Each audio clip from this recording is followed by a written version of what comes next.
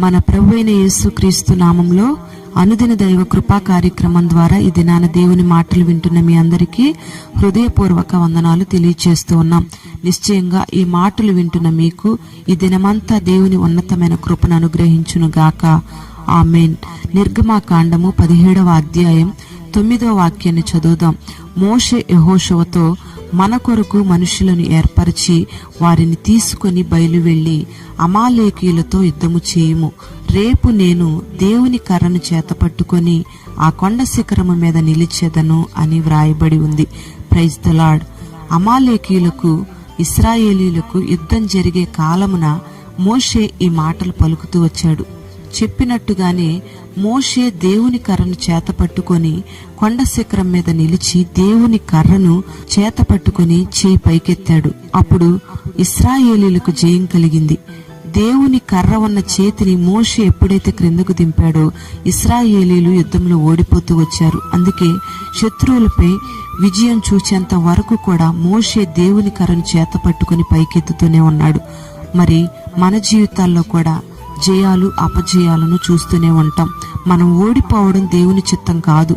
జయాన్ని చూడడానికే దేవుడు మనలను ఏర్పాటు చేసుకున్నాడు.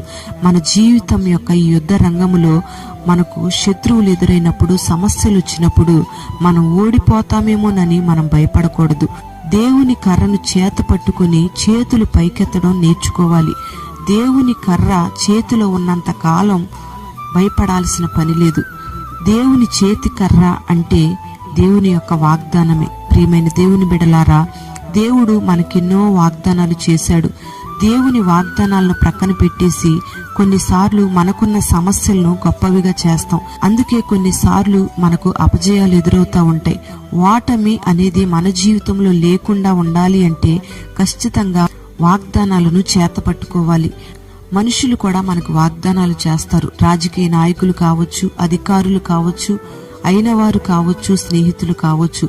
కానీ వారు చేసిన వాగ్దానాలు కొన్ని దినాల తర్వాత మర్చిపోతారు. అంతేకాకుండా వాళ్ళు చేసిన వాగ్దానాల్ని నెరవేర్చరు. మరి మన దేవుడు అలాంటి వాడు కాదండి. మాట ఇచ్చి మాట తప్పడానికి ఆయన నరుడు కాదు. వాగ్దాన సంపన్నుడు, వాగ్దాన పూర్ణుడు. మాట నెరవేర్చుటకు ఆయన సమర్థుడు, శక్తి కలిగిన వాడు. ఆయనకు ఆయనే సాటి. Praise the lord.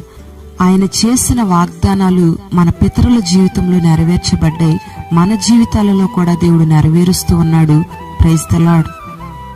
రాబోచున్న తరాలలో కూడా ఆయన చేసిన ప్రతి వాగ్దానాన్ని నెరవేర్చబోతూ ఉన్నాడు. ఆమేన్.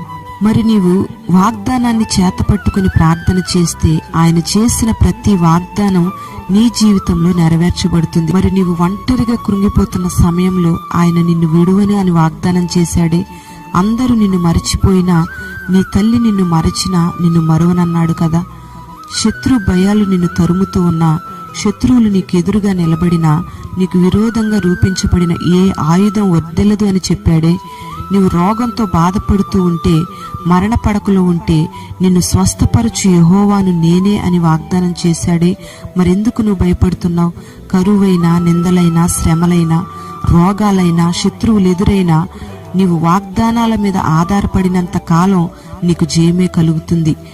దేవుని కర్ర అనే వాగ్దానాలు ఎత్తుపట్టి ప్రార్థన చేయడం మానేసి కొన్నిసార్లు మనుషుల వైపు, డబ్బు వైపు, వెనుకున్న ఆస్తి వైపు, నీకున్న బలం వైపు చూసావేమో ఒకసారి ఆలోచన చేయి.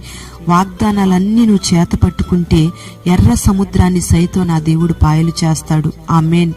వాగ్దానం అనే కర్ర చేత పట్టుకున్న మన పితరులు ఊహించని కార్యాలను అనుభవించారు. ఎన్నో ఆశీర్వాదాలను అనుభవించారు.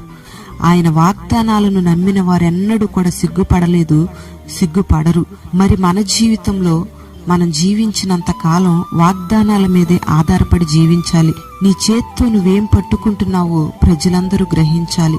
నీ చేతిలో ఉన్న దానిని బట్టి అనేక మంది ప్రభువును గణపరచాలి.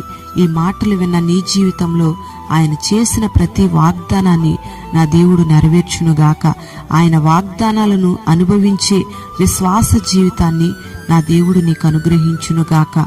ఆ వాగ్దానాలను చేతపట్టుకొని ప్రార్థన చేసే ఆ అనుభవాన్ని నా దేవుడు నీకు అనుగ్రహించునుగాక. ప్రార్థన. జీవాధిపతి అయిన తండ్రి, నీకు వందనాలు చెల్లిస్తూ ఉన్నాం. చేతి కర్ర పట్టుకున్న మోషేకు శత్రువులపై విజయాన్ని కలుగు చేశారు. అందును బట్టి నీకు స్తోత్రం చెల్లిస్తూ ఉన్నాం. ఈ మాటలు విన్నని బిడ్డలందరినీ మీరు జ్ఞాపకం చేసుకోనండి. మీరు ఏ వాగ్దానాలు చేశారో ఆ వాగ్దానాలన్నింటినీ నీ బిడ్డల జీవితాల్లో నెరవేర్చమని ప్రార్థన చేస్తూ ఉన్నాం. రోగులకు స్వస్థత కలుగు చేయండి. ప్రతి పాపికి విడుదల కలుగు చేయండి. ఆర్థికమైన ఇబ్బందులపై విజయాన్ని కలుగు చేయండి. విడిపోయిన కుటుంబాలను మీరు కట్టమని ప్రార్థన చేస్తున్నాం. ఎదుగొచ్చిన బిడ్డల వివాహాలను మీరు జరిగించండి. గర్భఫలం లేని బిడ్డలకు చక్కటి గర్భఫలాన్ని మీరు అనుగ్రహించమని ప్రార్థన చేస్తున్నాం. సమాధానం లేని బిడ్డలకు సమాధానాన్ని మీరు అనుగ్రహించండి.